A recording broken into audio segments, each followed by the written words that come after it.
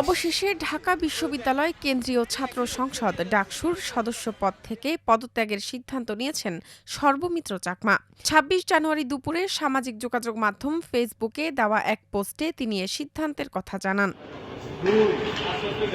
ঢাকা বিশ্ববিদ্যালয়ের কেন্দ্রীয় খেলার মাঠে ও জিমনেশিয়ামে সর্বমিত্র চাকমা বেশ কিছু কিশোর ও তরুণদের লাঠি হাতে কান ধরে উঠবস করাচ্ছেন, এমন দুটি ভিডিও ফেসবুকে ছড়িয়ে পড়লে তীব্র সমালোচনা শুরু হয়।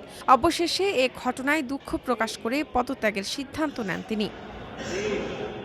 ফেসবুকে দেওয়া পোস্টে সর্বমিত্র লেখেন, ঢাকা বিশ্ববিদ্যালয়ের শারীরিক শিক্ষা কেন্দ্রের মাঠটি শুধু বিশ্ববিদ্যালয়ের শিক্ষার্থীদের জন্য। দীর্ঘদিন ধরে বহিরাগতদের অবাধ অনুপ্রবেশ একটি গুরুতর নিরাপত্তা সংকটে রূপ নিয়েছে। বহিরাগত ব্যক্তিদের দ্বারা প্রায়ই নারী শিক্ষার্থীদের হেনস্থার ঘটনা ঘটে। মোবাইল ফোন, মানিব্যাগ ও সাইকেল চুরির মতো ন্যাক্কারজনক ঘটনাও ঘটতে দেখা যায়। এসব ঘটনা শুধু শিক্ষার্থীদের ব্যক্তিগত নিরাপত্তাকেই হুমকির মুখে ফেলছে না, বরং একটি শিক্ষা প্রতিষ্ঠানের মর্যাদা ও নিরাপদ পরিবেশকেও প্রশ্নবিদ্ধ করছে।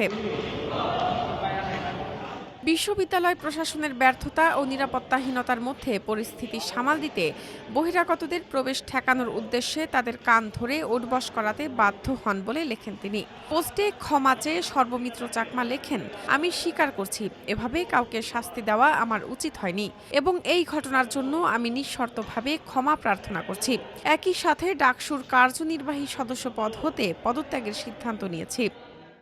সবশেষে তিনি লেখেন, এ সিদ্ধান্ত আমার ব্যক্তিগত, কারো প্রতি ক্ষুব্ধ বা অভিমানবশত নয়। আমি মনে করি শিক্ষার্থীরা যে প্রত্যাশা নিয়ে আমাকে প্রতিনিধি হিসেবে বেছে নিয়েছেন, আমি সে প্রত্যাশা পূরণ করতে সক্ষম হইনি। প্রশাসনের অসহযোগিতা এবং ব্যর্থতার দায় মাথায় নিয়ে আমি পদত্যাগের সিদ্ধান্ত নিয়েছি।